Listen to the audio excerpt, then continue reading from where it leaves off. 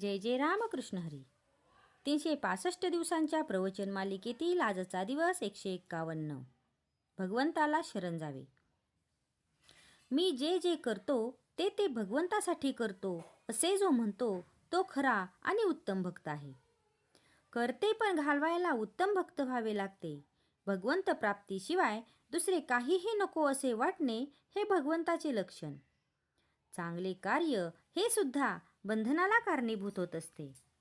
याकरता कोणतेही कृत्य हे भगवंताला स्मरून करावे.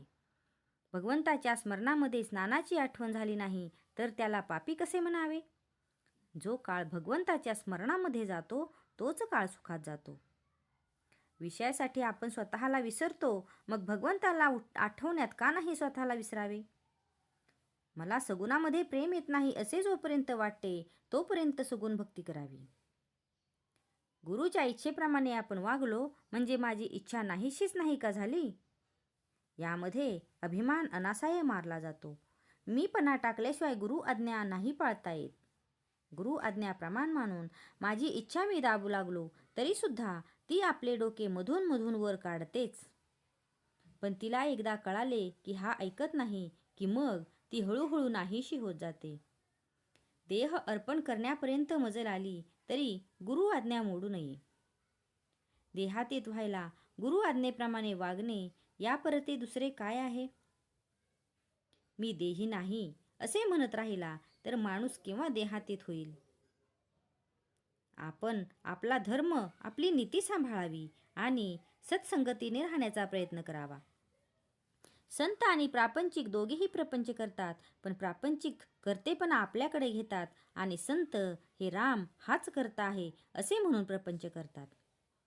करते पण तुम्ही आपल्याकडे घेतले तर सुखदुःख भोगावे लागेल.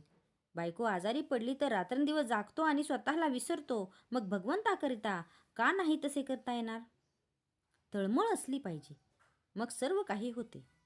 किती दिवसात मुक्ती मिळेल याला समर्थांनी फार चांगले उत्तर दिले आहे. ज्या क्षणी भगवंताच्या स्मरणामध्ये तुम्ही स्वतःला विसराल त्याच क्षणी मुक्ती मिळेल. स्वतःला विसरणे म्हणजे निर्गुणात जाणे. कृती करणाऱ्याचाच वेदांत हा खरा असतो. मी विद्वान आहे असे वाटू लागले की भगवंताचे भजन करण्याची लाज वाटते आणि याकरिता सतत भगवंताच्या नामाचा सहवास ठेवायला हवा.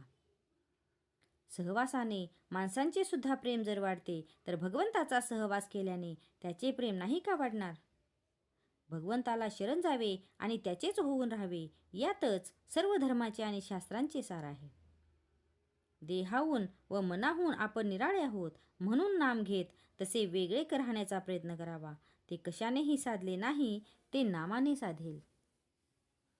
आजचा हा भाग तुम्हाला कसा वाटला हे कमेंट करून नक्की सांगा. कमेंटमध्ये लिहा. जय जय रामकृष्ण हरी.